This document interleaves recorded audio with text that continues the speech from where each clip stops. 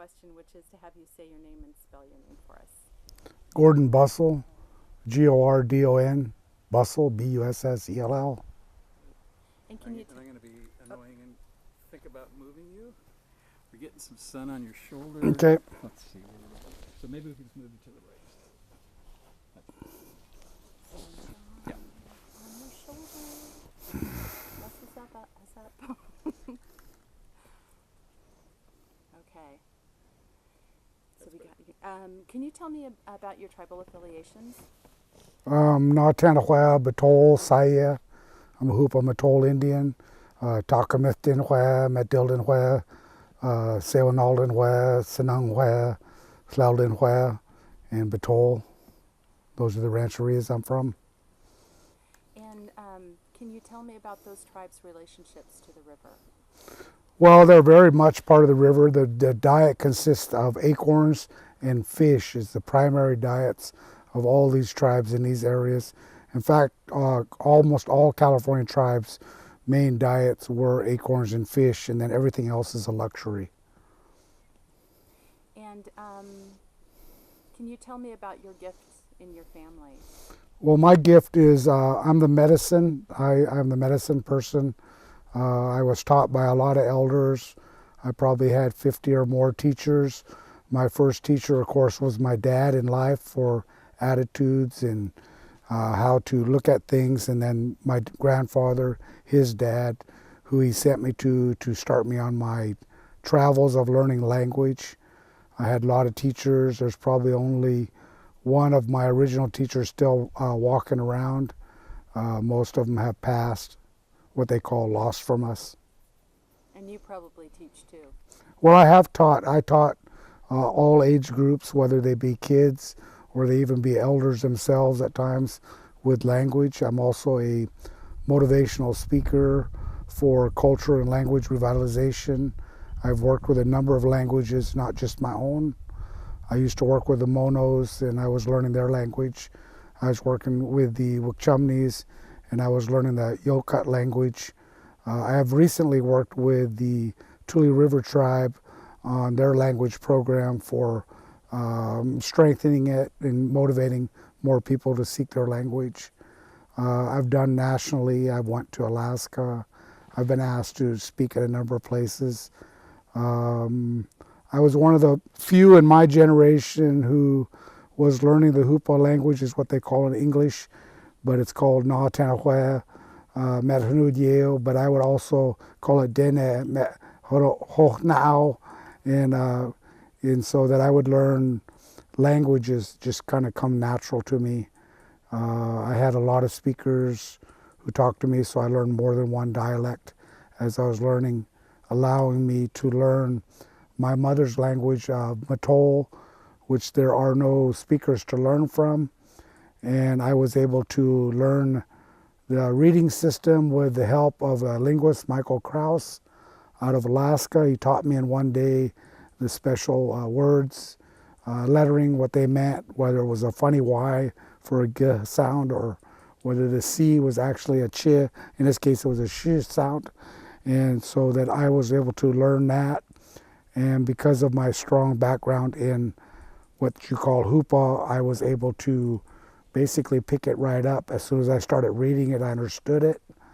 And it was kind of funny because as soon as I started reading it, then I looked at several other dialects related to it, and I understood them the same way, just kind of like it was just natural.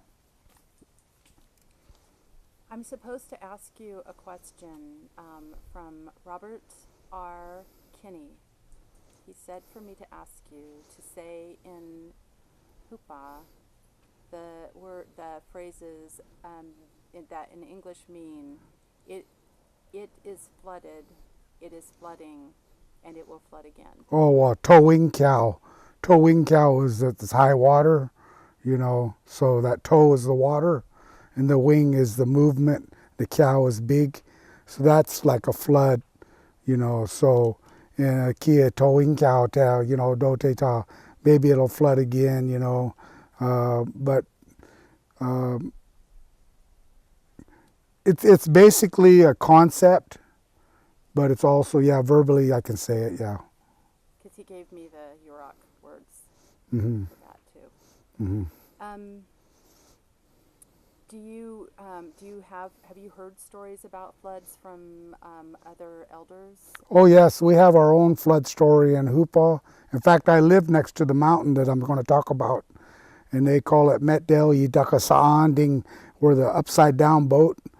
And so what it is a story of the Hoopaw story of the flood, and where they made one big boat. Our boats are all redwood, made of redwood, and they take a long time to make. And like my brother had said, he made one that was like 3 foot long or so for a miniature, but it was a huge miniature.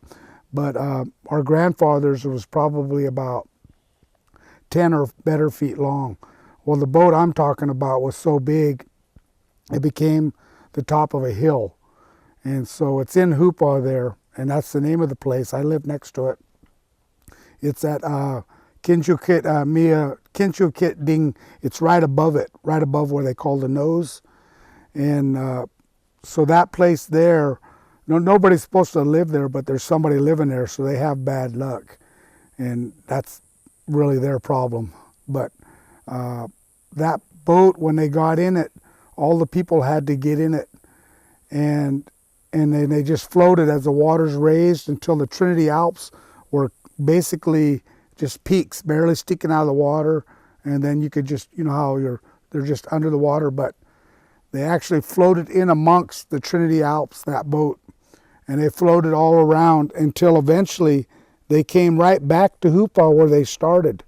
So when they came back to Hoopaw, they had no more reason for that boat, so they turned it upside down, and it became that mountain I'm talking about, Metdel Yidakasaanding. And so that place right there, it's got a hollow sound. When you get on it, it's like being on a drum. And on one end of it, there's a little spring that just kind of drips constantly, and they say that's the end of the boat where the water's dripping off. I know where all these places are, but the idea is that's our story of the Hoopaw Ark. We don't call it an ark, we call it a Metdil, which is an Indian boat. But what it means is you travel in it. And so that, that's in Hoopaw, in the valley itself, down by Mill Creek. I know right where that is. Okay. Can you describe where you were living during the flood? Well, during the flood, I was living right here, and this is, for years I didn't know the name of this place, an Indian name, until I was talking to my mom one day, and she said, "Oh, your grandfather used to always call this Coyote's Den." So I took it to the elders at the time, and we translated it, and it came out Hunta Tau Hamahandin. And so that's the name of this place, because the Hamahandin is they dug a hole, and they actually lived in a hole. And so that's the name of this place right here. And how old were you during the flood? I was 10, 11, going on 11, because I was born in 53 August, so it was in that time period. I was 10, 11, depends on the time of the year. What are your memories of that time? Well, at that time, there's a building right there, and it's an old building, and that was our woodshed. And that woodshed, we would fill it every year with wood. In those days, we had to burn a lot more wood than we burn now because they weren't as efficient. But we stacked that thing all the way from the back to where you could close the door. And it's about 12 foot high at the back and about 14 foot wide room, about 9 foot at the front, 8, 9 foot. And we stacked it so it was only about 1.5 foot gap all the way from the back to the top, because I remember as a kid crawling up on top there that year. And I wouldn't say that we knew it was going to be a bad winter, but they always prepared for bad winters. So when we filled that full of wood, by the end of the actual winter and the end of the actual burning fires, which was late spring that next year, the woodshed was all the way down to, there was just one run of wood and maybe half of another row of wood in the very back. That's how much wood we used. And you're talking, I don't know how many cords. But so that was one thing I noticed was the act of how much wood we use compared to a normal winter that was hard. We'd only use maybe at the very most half a woodshed. And and we even had to go get wood more during that time period. Right here, there was no concrete, and we had the old I'm house. just going to stop you for a quick second and just make sure that this cord, because I'm just like seeing it kind of come up here. I think I'm just going to drag it down behind your back there and get it kind of more taut there. There we go. Sorry. Okay. I just was noticing it pop up. Okay. Right here, there was no concrete, and there was an old house behind me instead of the house you see now. And it's about the same location. We would come out of that house there, and we'd have a trail that we made to go straight to the woodshed and then also geared over to the shop. That trail was dug down every day to keep it from filling with snow, because it started snowing in just before Thanksgiving, which was normal for us, but it didn't stop snowing. So we had 4 foot of snow here at its height before it started to melt the first time. And 4 foot of snow, I was only about 4'4". So I would remember just peeking over the snow as I'd walk to the woodshed, you know, but I go get wood. That's the one duty I had, was to get wood, keep wood on the porch. So even though we were kids, we all had a chore. We all had to do something, you know, and it was all contributing to the greater good, basically. But, you know, you always felt like you were part of everything, because it was like, I'm doing this is my job, you know, kind of proud of it. I think that's important. I think it's something, you know, I think that there's this distinction, like we have to do these things for children, you know, like programs and things, and it's like, without saying, children are such a great resource. Like if we want to get, you know, this done, why not have the children participate in getting it done, rather than build it for the children and then the children come and use it, you know, have them come and help build things. I mean, it's something you said doesn't fit into the flood, but, you know, I'm totally with you on that I think that we need to see children more as part of the whole answer. What other memories did you have? You have memories of going to get the wood and... Well, I had memories of just playing. We'd go out here. We would play in the snow till your fingers all, I guess, would be like frostbite. But we never felt that. We just say, oh, we're tough. And then we'd come back in by the wood stove, and you'd almost put your fingers in the flames to thaw out. And then we'd just go right back out. And so it was like we just kind of getting tougher and tougher as kids. I remember running in the snow barefoot because we'd dare each other. Oh, let's do that. And we'd run around, you know, and then we wanted to have sleds, but we didn't have sleds. But we had all these cars. So we took the windshields out of some cars because they have a plastic layer in them. And then we would slide on them. It's crazy in a sense, but it was like we didn't care. And we tried the field up here, this field, but it's a little too flat. We couldn't get going fast enough or far enough. So we went up to our neighbors up there because they had a steep hill right behind her.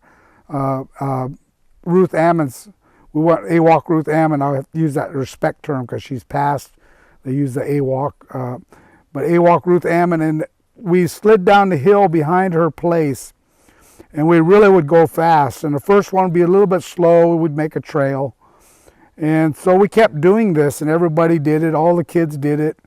Till finally we said, well, let's see how many we can get on one windshield. So we had 17 of us on it. And you went just a few feet, and they started falling off. And as you fell off, they kick it faster. Till there only ended up 2 people on it. And one was my brother, and I think the other one was Frank Ammon. Well, they went down the hill, and there was a bend, because we'd made a actual like slope and a bend, nice turn. Well, instead of, they were going so fast, they jumped at that turn.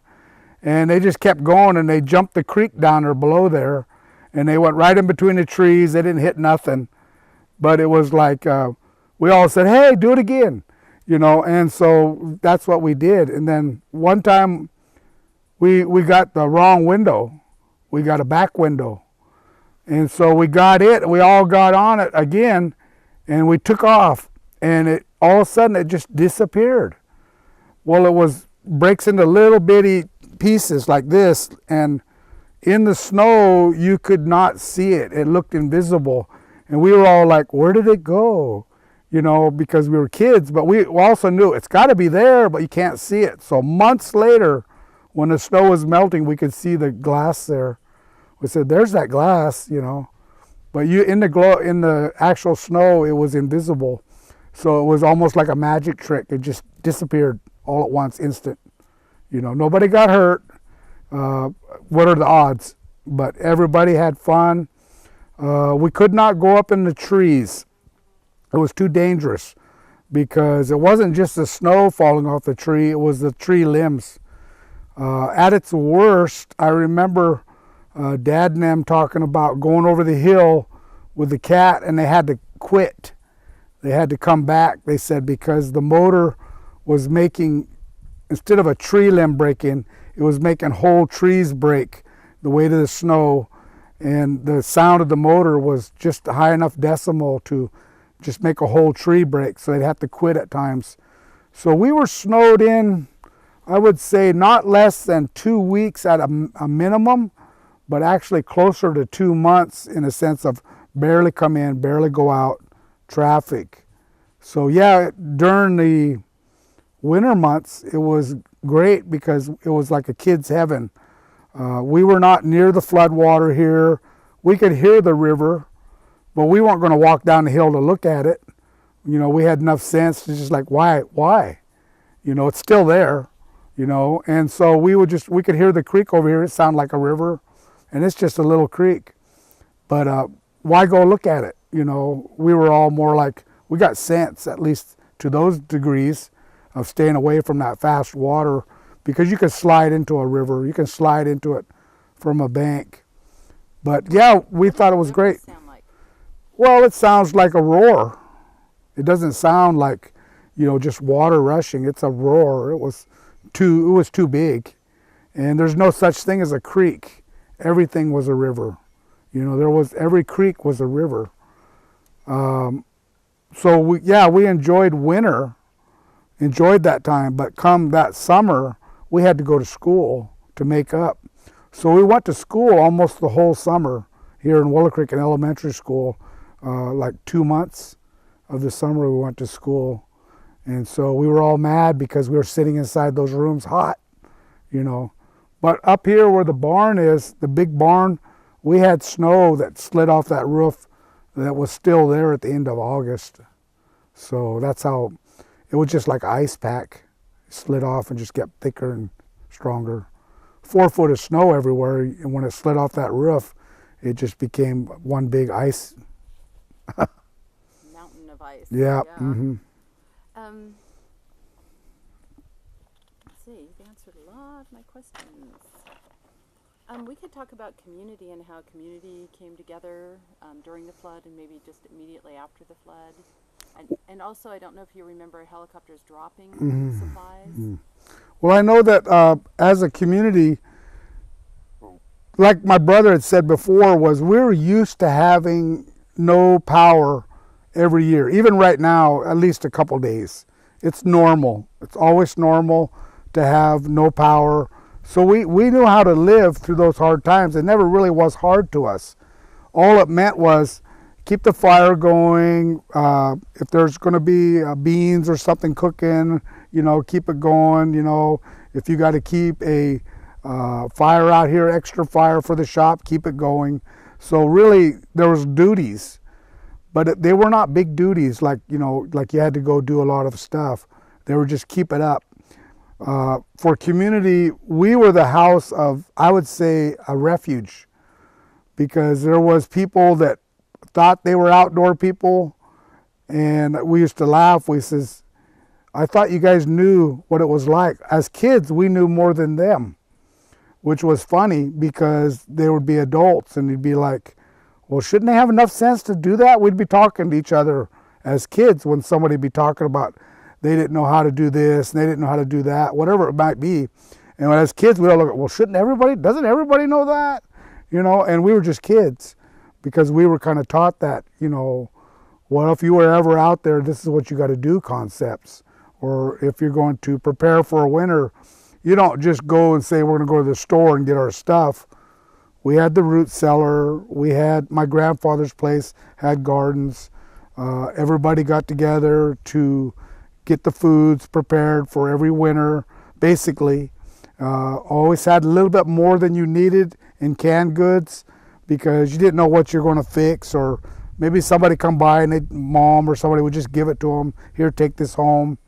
But we played, like my brother said, a lot of game cards. So we sat there and laughed and talked and stayed up late, got tired, wore out each other.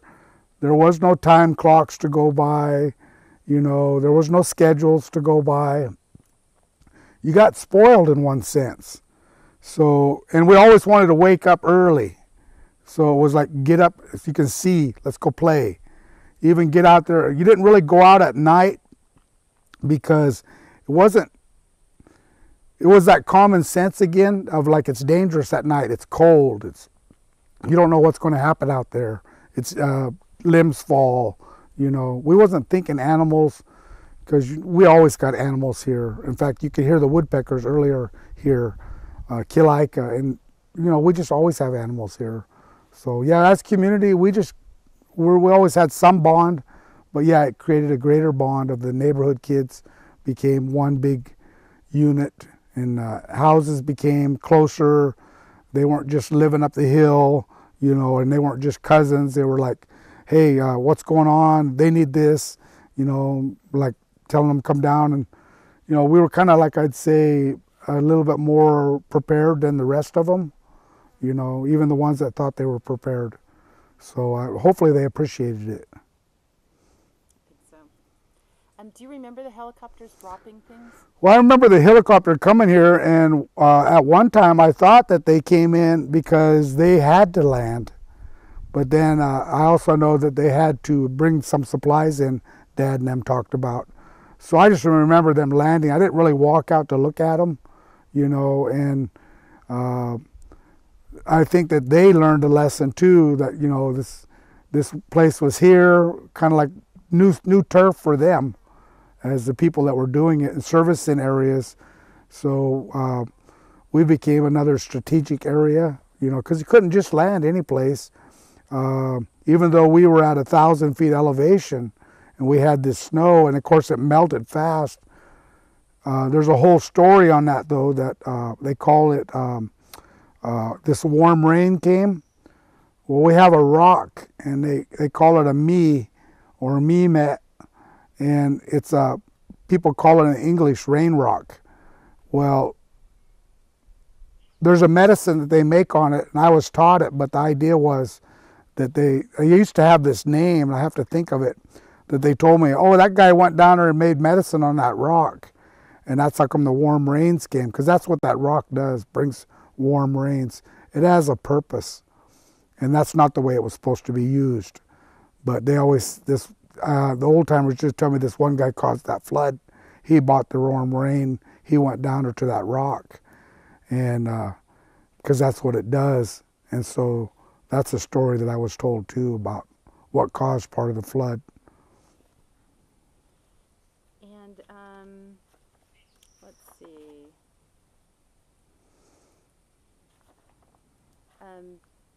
Are there any stories about the flood that you'd like to share that I haven't asked you about? Well, not really, because most of it is the people just kind of like the ones that went through hard times, somebody helped them. The people that had never been out here in this country and were new to the country found out what really is country life is. I would say if we had a flood like that today, there would be so many people that would not know how to live. And hopefully they would understand how important it is to bond with your neighbors, because a lot of times nowadays they don't always know their neighbors. There was thievery going on during that time period.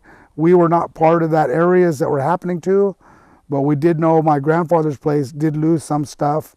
But I looked at those people and I thought that Well, one of these days they're going to realize that they should be helping, not hurting. So I would say that's one of the biggest lessons that hard times can bring, is the real good people that come together, the unity that does occur, that should occur. Right now, if we were to have, like I said, another similar scenario, there would be so many people that would be not know how to cope with it. You know, like my brother said, back then there were those that lived in the stores. Well, now there's so many people live in the stores. What is it? Stores only projected life of 2 weeks. If everybody flooded it and bought it out, that all its products would be bought out in 2 weeks. So that's kind of everywhere if something was to happen big, whether it be earthquakes that cut people off or something else that cuts people off. During that flood, that's one thing that did happen. People were cut off from each other, and so the little stories of hearing about others' survival and hardships made each one of us appreciate what we went through, as we consider ourselves lucky here. That house right there's got a steep roof. Our old house had a steep roof that burnt down here, and they were made for snow country. Most people's houses are flat roofs that they build nowadays, and they will not make it in a hard snow country scenario. So I would say that really there's not a lot of preparedness for something to happen right now in any area. Yeah, I think you're right. I think even, even in Eureka during the '64 flood, when you ask people who lived in Eureka, they say, oh, well, we didn't really have floodwaters that we had to deal with, but the store shelves were empty. And even there, it's more urban, and people were more dependent on the stores and going in and being able to buy their products. Mm-hmm. We heard some really nice stories, too, about Big Loaf Bakery, the baking bread and just dropping it and not charging people, just loading up in the helicopters and dropping it out in areas where people couldn't get to food. So it was really nice to hear. Yeah, because it makes you feel sad when you see the bad scenarios in the world, whether it be Sandy and all these different ones. And I just think about it, I thought, I wonder who's taking care of those people, especially when they lose everything. So down in the valley and down the river, when they lost whole houses, you knew they lost everything. It was no different than somebody's house burning down. They just lost it. There's nothing, and so in most cases, somebody at least stood up and helped them.